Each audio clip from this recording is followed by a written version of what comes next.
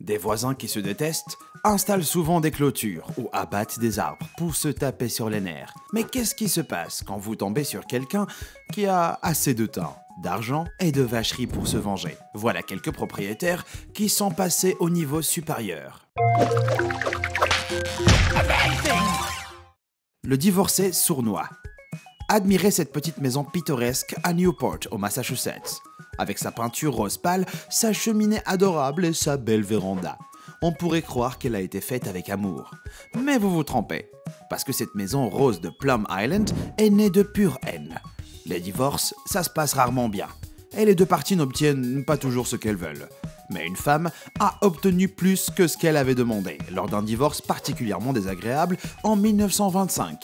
Elle aurait accepté de signer les papiers de divorce à une seule condition, que son mari lui construise une réplique exacte de leur maison actuelle. Son mari accepte avec joie, réalisant que sa future ex-femme avait oublié de préciser exactement où la maison devait être, ce qui lui offrait une chance irrésistible de se venger. Il a réalisé le souhait de son ex-femme et une réplique exacte de sa maison a été minutieusement créée. Mais au milieu des marais désolés de Plum Island, non seulement la maison était complètement isolée, mais son ex-mari a fait encore pire en raccordant la plomberie à de l'eau salée.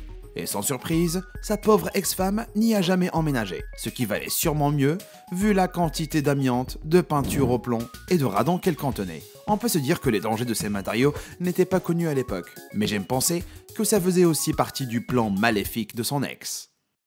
Une femme rejetée. On dit que l'enfer n'a pas de fureur, comme une femme méprisée. Et c'est particulièrement vrai pour ce bâtiment monumental de Buenos Aires, qui a été érigé juste pour qu'une femme puisse admirer sa vengeance. Au début des années 30, Corinna Kavanagh, une millionnaire américaine autodidacte qui est devenue riche grâce à des transactions immobilières, est tombée amoureuse du fils du gros bonnet argentin Mercedes Castellanos de Anchorena. La famille aristocratique n'était pas vraiment ravie que leur fils adoré se marie avec une femme qui ne soit pas née d'une famille riche. Alors, ils ont fait pression pour qu'il rompe les fiançailles.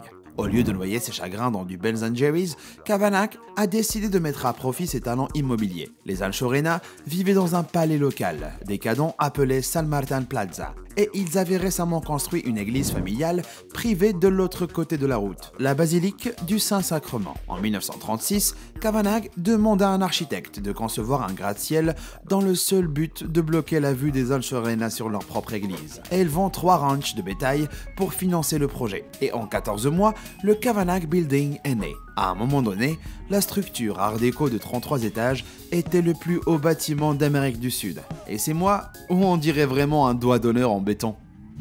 Une vengeance qui sort de l'ordinaire. Quiconque a la chance de posséder un bien immobilier dans le quartier chic de Kensington à Londres est probablement riche. Et les riches adorent leur tradition. Mais dans une rangée de maisons hautaines, il y a une anomalie bizarre à cette règle qui fait honte au reste de la rue. La Candy Stripped House. Heureusement, cette peinture criarde n'est pas juste un choix de style discutable, mais une façon délicieusement mesquine d'agacer les voisins. La propriétaire de la propriété, Zipporah Leslie Mainwaring, a conçu cette métamorphose monstrueuse après que ses plans de démolition et de reconstruction de la maison de 6 millions de dollars aient été refusés par des voisins arrogants en 2015. Ses opposants ont vite réalisé leur erreur et se sont tournés vers le conseil pour obtenir de l'aide, qui a ordonné à Leslie Mainwaring de le repeindre en blanc, mais sans succès pour eux, et Leslie Mainwaring les a même traînés en justice. Après une bataille de 2 ans, elle a eu le droit de démolir la propriété et construire la maison de ses rêves. Et en 2019, la Candy Stripped House a été démolie. Leslie Mainwaring envisage de se lancer dans une reconstruction ambitieuse, avec un super sous-sol haut de gamme, équipé d'une salle de sport privée, d'un cinéma et d'une piscine souterraine. Ses voisins doivent toujours pas être ravis. Ennemis pour toujours. On dit qu'il faut garder ses amis près de soi, et ses ennemis encore plus près. Mais vous voudriez vraiment emménager à côté de votre pire ennemi?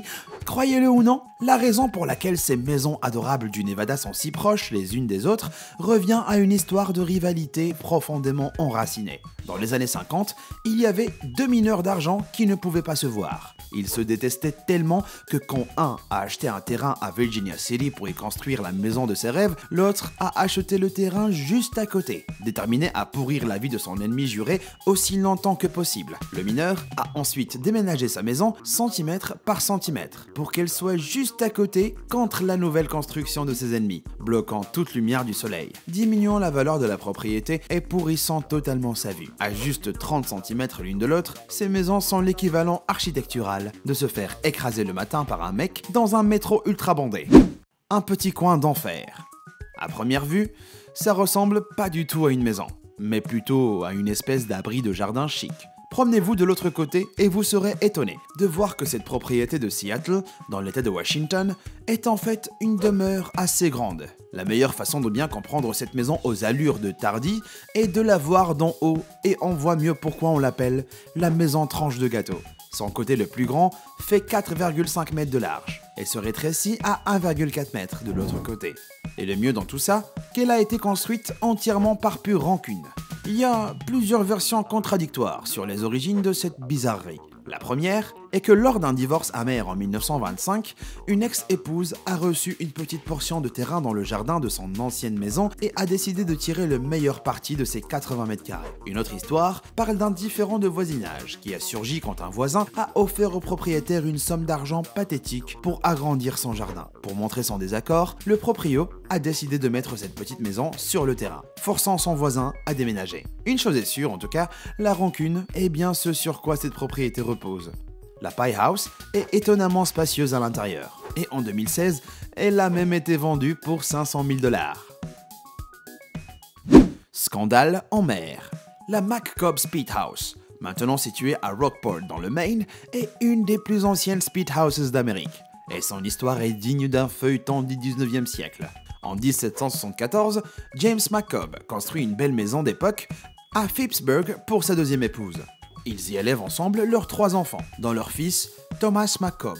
À la mort de James McCobb, Thomas, devenu capitaine de la marine, retourne dans son ancienne maison pour constater que sa belle-mère avait déménagé sa propre famille, les Hills, dans la maison. Ça allait à l'encontre du testament de son père.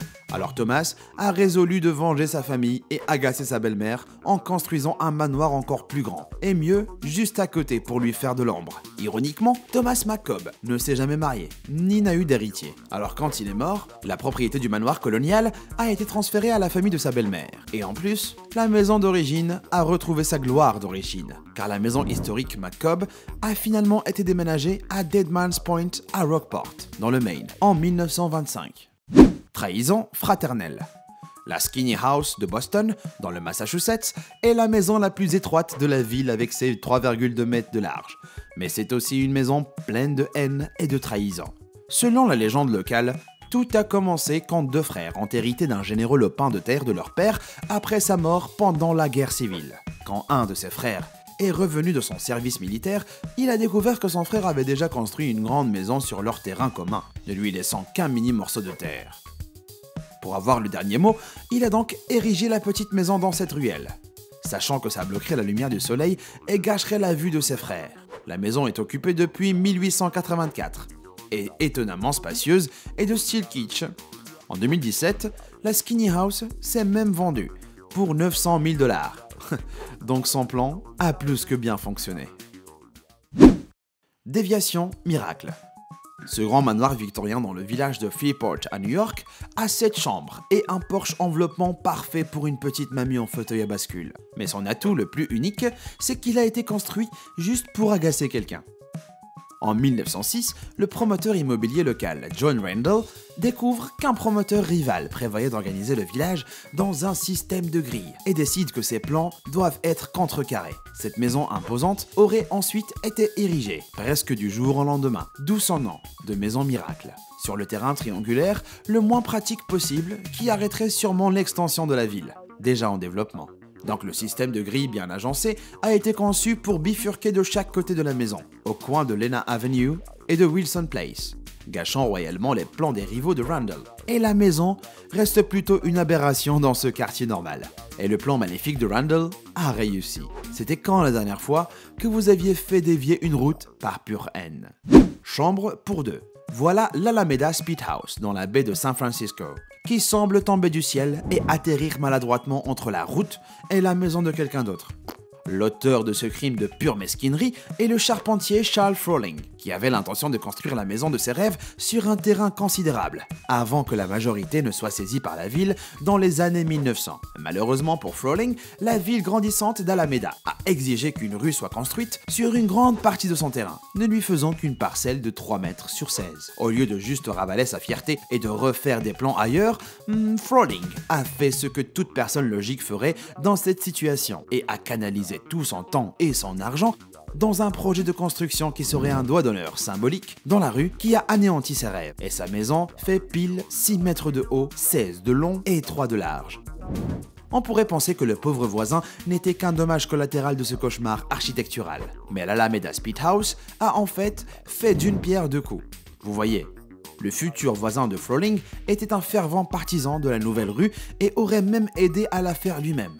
Pour s'assurer que ce voisin regrette sa trahison, Froling a construit une maison juste assez haute pour bloquer toute la lumière du soleil.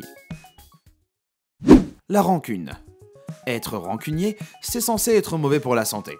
Et quand vous commencez à construire des maisons pour vous venger, au lieu de laisser les choses comme elles sont, vous devriez sûrement admettre que vous avez un problème. À première vue, ce bâtiment mince à Beyrouth, au Liban, ressemble plus à un simple mur qu'à une maison. Mais il est en fait habitable et mesure 4 mètres à son point le plus large et 60 cm au plus étroit. Les habitants l'ont appelé El Ba'sa, qui se traduit littéralement par la rancune. Et sa longue histoire rappelle à quel point la rivalité entre frères peut être profonde. Dans les années 1950, 2 frères ont hérité d'une grande partie de la terre de leur père, mais n'ont pas pu se mettre d'accord sur quoi construire. Pour aggraver le tout, pendant toutes ces querelles, une partie du terrain a été cruellement coupée par des projets municipaux d'infrastructure, laissant la section restante d'une forme bizarre et exaspérante au bord de la route. Heureusement, un des frères avait déjà une grande propriété juste derrière, ne faisant que renforcer la façon dont l'autre s'est senti trahi. Et pour prouver sa mesquinerie, l'homme trahi a érigé un bâtiment de 11 mètres carrés pour bloquer la superbe vue de son frère sur l'océan toute sa vie. Selon la loi locale, le terrain est trop petit pour construire quoi que ce soit d'autre. Donc la rancune est restée, agissant comme une barrière malveillante face à l'océan. Est-ce que vous trouvez qu'un de ses propriétaires a eu raison ? Et est-ce que vous connaissez d'autres maisons de la rancune ? Dites-le moi dans les commentaires et encore merci d'avoir regardé. À bientôt.